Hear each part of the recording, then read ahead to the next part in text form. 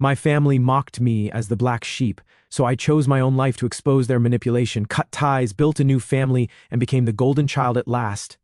I'm a 27-year-old woman, and for as long as I can remember, I've been the black sheep of my family. Growing up in a family of 5, it was clear from an early age where I stood. My parents favored my older sister, 30, and younger brother, 25, in ways that were impossible to ignore. I was the responsible one, the independent one, which, as I later realized, was just a polite way of saying I was the one they didn't care to support. My childhood was full of little reminders that I didn't matter as much. My sister was praised for the smallest accomplishments. She barely passed a course in college, and my parents threw her a huge party. When I graduated with honors, my parents shrugged it off like it was no big deal. They didn't even show up for the ceremony. It wasn't just about the celebrations, though. It was everything. My sister was fragile, my brother was sensitive, and I was just expected to deal with everything on my own. The financial inequality was one of the hardest parts. My sister got help buying a car, my brother had his tuition paid for, and they both went on family-funded vacations. Meanwhile, I was told I needed to learn to be independent. When I asked for help with medical bills after a surgery I couldn't afford, they told me they were saving for emergencies. That emergency turned out to be my sister's second wedding, which they funded entirely. That was a breaking point for me. Therapy wasn't something I ever thought I'd try, but by my mid-20s, I was desperate for answers. Why did I feel like I had to earn my parents' love? Why did they treat me like I didn't belong? Therapy opened my eyes to a lot of things I hadn't wanted to admit. My parents' favoritism wasn't just unfair, it was manipulative. They used it to control me, keeping me on edge and always trying to prove myself. For the first time, I started setting boundaries, and let me tell you, they did not like that. The real catalyst for change came at a family reunion a couple of years ago. I was sitting in the kitchen when I overheard my siblings mocking me. They were laughing about my career and my sad little apartment, as they called it. The worst part? My parents were laughing right along with them. I don't know why it surprised me. It wasn't the first time they'd made me feel small, but hearing it like that out in the open broke something in me. I confronted them right there. I told them I was tired of being treated like I didn't matter, tired of their constant dismissal of my feelings. They looked at me like I was speaking another language. My dad called me dramatic. My mom said I should stop being so ungrateful. That was it for me. I knew I couldn't keep living like this, always hoping they'd suddenly start treating me differently. Cutting ties wasn't easy. My parents acted shocked, like they couldn't believe I'd actually stand up for myself. My siblings called me selfish, but for the first time, I didn't care. I stopped answering their calls, stopped showing up for family events. Instead, I poured my energy into myself. I started focusing on my career, spending more time with friends, and figuring out what I actually wanted out of life. It was during this time that I started building my own version of a family. I surrounded myself with people who genuinely cared about me, who celebrated my wins and supported me when I was struggling. When I got a promotion at work, a big one that I'd been working toward for years, they threw me a surprise party. It was the first time in my life I'd felt truly celebrated. My biological family didn't even acknowledge it. That just confirmed what I already knew. I'd made the right decision. One of the best moments came on my birthday last year. My friends surprised me with a cake and decorations, something my family had never done. It wasn't about the gifts or the party itself, it was about feeling seen and valued. I realized I didn't need their approval anymore. I could build a life where I was the priority. A few weeks later, I decided to share my story online. I'd spent so long feeling like I was alone in this, like there was something wrong with me for wanting more, but reading other people's stories had helped me so much, and I wanted to do the same for someone else. The response was overwhelming. People shared their own experiences, offered advice, and reminded me that it's okay to walk away from toxic relationships, even if those relationships are with your family. I'm not going to lie and say everything's perfect now, but for the first time, I feel like I'm in control of my life. Cutting ties with my family was the hardest thing I've ever done, but it was also the best decision I've ever made. I'm finally free to be myself without the weight of their expectations holding me back. Update 1. After sharing my story on Reddit, I was blown away by the response. I had expected a few comments, maybe some kind words, but the post took off. People flooded the comments with support, sharing their own experiences with toxic families and reminding me that I wasn't alone. Some thanked me for putting into words what they'd felt for years. Others offered advice or just validated what I'd been through. Reading their encouragement lit a fire in me. For the first time, I truly felt like I wasn't crazy for walking away from my family. Not long after, something incredible happened. I got a job offer that completely changed my life. It was for a position I had applied to months ago, one I didn't think I'd get because the competition was so fierce. When I saw the offer, I almost didn't believe it. The salary was double what I was making, the benefits were amazing, and the role was exactly what I'd been dreaming of. Accepting it felt like stepping into a new chapter. News of my new job somehow made its way back to my parents. I'm not sure if it was through a distant relative or some mutual acquaintance, but one day I got a text from my mom. "Congrats on the new job. We're proud of you." Short, dry, and about as warm as a slab of concrete. A few hours later, my sister texted me too, but her message was less about congratulations and more about making fun of me. "Hope you don't forget where you came from," followed by a joke about how I must think I'm better than everyone now. My brother chimed in with a similar tone, accusing me of showing off and saying I should stay humble. For a moment, I felt a flicker of guilt. I wondered if cutting ties had been too harsh, if maybe I'd misjudged them. But during my next therapy session, I brought it up, and my therapist reminded me of all the reasons I'd made this decision. It wasn't about punishing them, it was about protecting myself. That reminder kept me focused on what really mattered, building the life I deserved. The financial freedom from my new job opened up possibilities I'd never had before. I paid off my student loans, started a savings account, and for the first time ever, I booked a solo vacation. I'd always dreamed of traveling alone but could never afford it. Spending a week exploring a new city, doing exactly what I wanted, was everything I hoped it would be. It felt like reclaiming a piece of myself that had been lost in years of trying to please others. Of course, the peace didn't last long. My sister started texting me out of the blue saying how much she missed me. At first, I thought maybe she was sincere, but it didn't take long for the request to start. "Can you help me out with rent this month?" She asked casually, like we'd never had any issues. When I told her I couldn't, the tone shifted. Suddenly I was selfish and forgetting my family obligations. She dragged my parents into it too, claiming they were struggling and that it was my responsibility to step in. Then my brother jumped on the bandwagon, his messages filled with passive-aggressive digs implying that I thought I was too good for the family now. It was exhausting, but I refused to let them pull me back into their drama. Instead, I leaned on my chosen family, my friends, co-workers, and the online community that had been so supportive. They reminded me that I didn't owe my biological family anything. Around this time, I started posting more on social media about my life. I wasn't trying to show off, I just wanted to document the journey I was on. Pictures from my vacation, milestones at work, little moments of joy with friends. To my surprise, people started following along, drawn to the positivity and growth I was sharing. But apparently my parents were keeping tabs too. One day, I got a call from my mom accusing me of rubbing my success in their faces. She said it wasn't fair to post things like that when my siblings were struggling. That's when I realized they'd been stalking my posts. I blocked them immediately. Then I made a public post about the importance of boundaries and why I decided to distance myself from toxic family members. It wasn't aimed at them directly, but I knew they'd hear about it. The reaction was mixed. Some extended family members reached out to say they understood and supported me, while others criticized me for abandoning my parents. I let them say what they wanted. Their opinions didn't matter anymore. One breakthrough came during a particularly emotional therapy session. My therapist asked me to think about all the times I tried to be the perfect daughter and what it had cost me. For the first time, I let myself forgive the version of me that had chased their approval for so long. That moment felt like shedding a weight I didn't even know I was carrying. By the end of it all, something shifted. I wasn't just surviving without my family, I was thriving. For the first time, I wasn't looking over my shoulder wondering what they thought of me. I wasn't chasing their validation anymore. I was free. Update 2. After weeks of peace, I thought the chaos of my family had finally settled. One evening, as I was unwinding after work, there was an unexpected knock on my apartment door. Peering through the peephole, I was startled to see my mother standing there, tears streaming down her face. Hesitant but curious, I opened the door. She immediately rushed in, pleading for me to come back to the family. She began talking about how much everyone missed me, but the conversation quickly shifted. She started listing all the ways I had hurt them by distancing myself.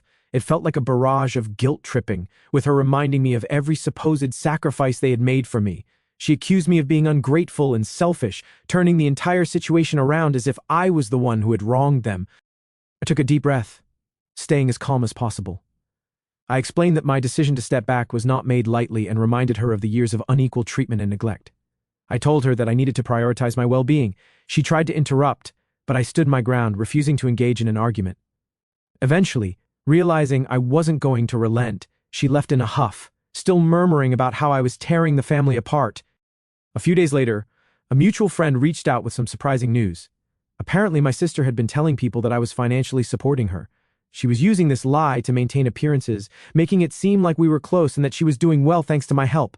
It was baffling, especially since we hadn't spoken in months. Our friend confronted her about the lie, and things escalated quickly. Word spread among our social circles, and people began questioning her integrity. The facade she had carefully built started to crumble. I chose not to involve myself, preferring to let the truth reveal itself without my intervention. Meanwhile, positive things were happening in my life. At work, I received a prestigious award for leading a successful project. It was significant recognition, and my colleagues were genuinely happy for me. My friends, the family I had chosen, organized a celebration. We gathered at my favorite restaurant, laughing and enjoying each other's company. It was a stark contrast to the negativity I'd left behind. But my family's attempts to reel me back in weren't over. I received an email from my parents with the subject line "Family Matters." In it, they demanded that I fix the family or they would cut me out of their will. They accused me of being the source of all the discord and warned that I was making a grave mistake. The ultimatum felt like another manipulation tactic. Curious about their threat, I did some discreet checking. It turned out that my parents had been exaggerating their wealth for years. There wasn't much to inherit. They had accumulated debt rather than assets.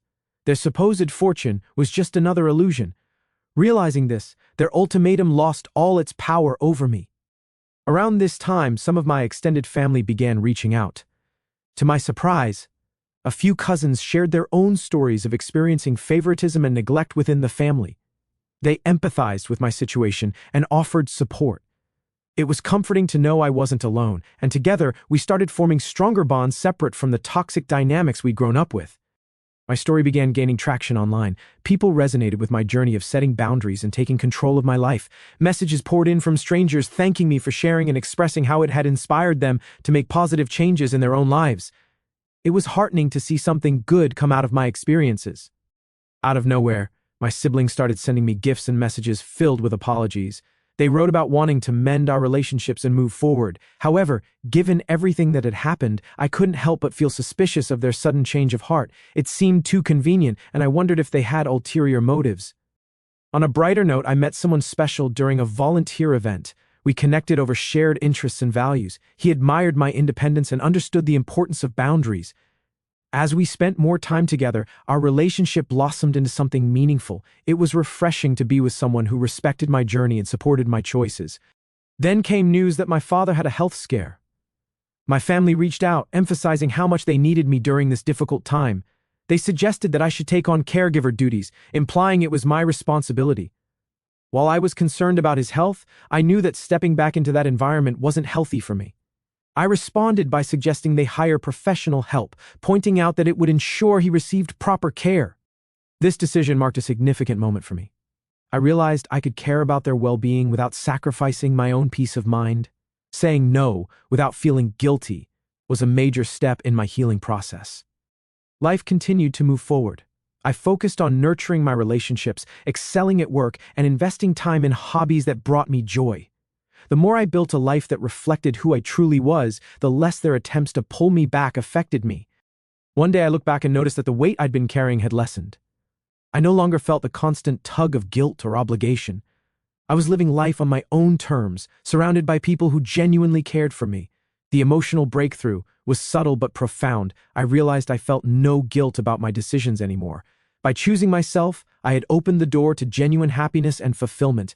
The past still existed, but it no longer dictated my present or future. I was free. Update 3. Things had been quiet for a while, almost too quiet. I was thriving in my new role at work, enjoying my life, and making strides both personally and professionally. But as I learned with my family, peace never lasted long. It started with an unexpected email from my HR department. The subject line alone sent a chill down my spine: urgent, allegations of misconduct. I opened it, confused and uneasy. HR informed me that they had received multiple anonymous complaints accusing me of unethical behavior, everything from falsifying numbers to inappropriate conduct with colleagues. I stared at the email, stunned. None of it made sense. A meeting with HR was scheduled immediately, and while I knew I had done nothing wrong, I couldn't shake the feeling that someone was trying to ruin me. During the meeting, my manager and HR went over the details of the complaints. I calmly addressed every accusation, confident in my spotless record. I had receipts for everything: project logs, emails, even timestamps. It didn't take long for HR to see the complaints were baseless. I cleared my name completely. But that wasn't the end of it. They traced the anonymous emails, and what they discovered shocked me. The complaints had come from an IP address linked to my brother's location. My own brother had tried to sabotage me at work. I was livid. I hadn't spoken to him in months, yet this was how far he was willing to go. I decided to confront them. I sent a group message to my parents and siblings laying out the evidence. I didn't accuse them outright, but I made it clear I knew where the complaints came from. Instead of taking responsibility, they turned the tables. My brother denied everything, calling me paranoid. My sister chimed in, claiming I was trying to tear the family apart with lies. My parents accused me of being obsessed with hurting them. That was the final straw. I blocked every single one of them on my phone, email, and social media. I wasn't going to let them keep pulling me into their chaos. I even changed my number to make sure they had no way of contacting me. A week later, my sister showed up at my workplace. I saw her through the glass entrance as she tried to sweet-talk the receptionist into letting her in. I alerted security, who escorted her out of the building.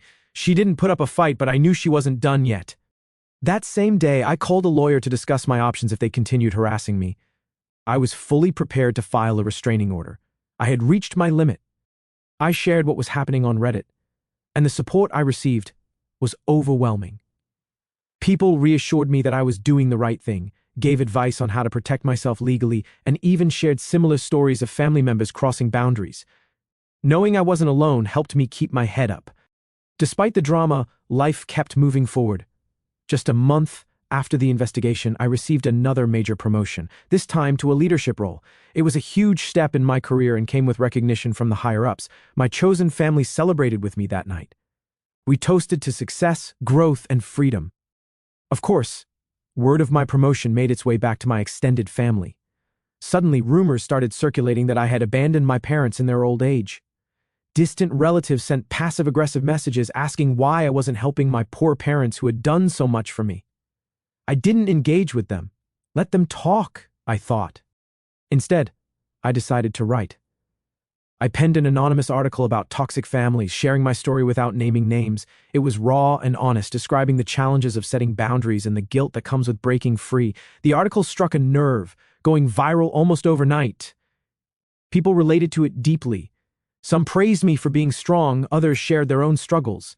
It sparked an important discussion, and I felt proud that my story could help others. That's when the next desperate attempt arrived, this time in the form of a handwritten letter from my parents. The letter was dripping with emotion. They claimed they were too old to fight and begged me to come back before it was too late. It was manipulative, filled with carefully chosen words designed to pull at my heartstrings. I didn't fall for it.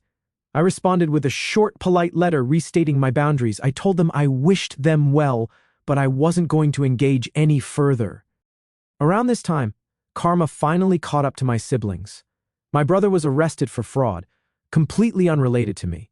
The news spread quickly, and suddenly the golden child wasn't so golden anymore. My sister, meanwhile, started blaming me for her financial struggles. She told anyone who would listen that I had abandoned her in her time of need. I didn't let it slide. My lawyer sent her a cease and desist letter warning her to stop spreading false claims. That shut her up quickly. After everything, the noise finally stopped. The harassment, the lies, the manipulation, it all came to a halt. I had taken back control of my life, and this time I wasn't letting it go. My career was thriving, my friendships were stronger than ever, and I had peace for the first time in years. I realized that no matter how hard they tried to pull me back, I had built something they couldn't touch. A life that was mine and mine alone. Update 4. After everything with my family finally settled down, I found myself with the kind of peace and freedom I'd only dreamed of before. I wanted to use this new chapter in my life to give back. I started volunteering at a local women's shelter where I worked with survivors of abuse and toxic relationships. Their resilience inspired me, and it felt good to contribute to something bigger than myself. I also began donating a portion of my income to causes I cared about, like education initiatives and mental health programs. Giving back became a cornerstone of this new life I was building. At work, my leadership role gave me opportunities to mentor younger women entering the industry. I took this seriously, making time to share my experiences, not just about career growth, but also about recognizing and setting boundaries in all aspects of life. I saw myself in some of them, eager to prove their worth, often at the expense of their own well-being. Watching them succeed felt like a victory of my own. Meanwhile, my chosen family continued to grow. That Thanksgiving, I decided to host my first Friendsgiving. My apartment was small, but we made it work. Everyone brought a dish, and we spent the evening laughing, sharing stories, and expressing gratitude for each other. At one point, as I looked around the room, it hit me. I had created this. This was my family now, one that I'd chosen and one that chose me back. But just as I was settling into this new sense of belonging, the drama from my biological family reared its head again.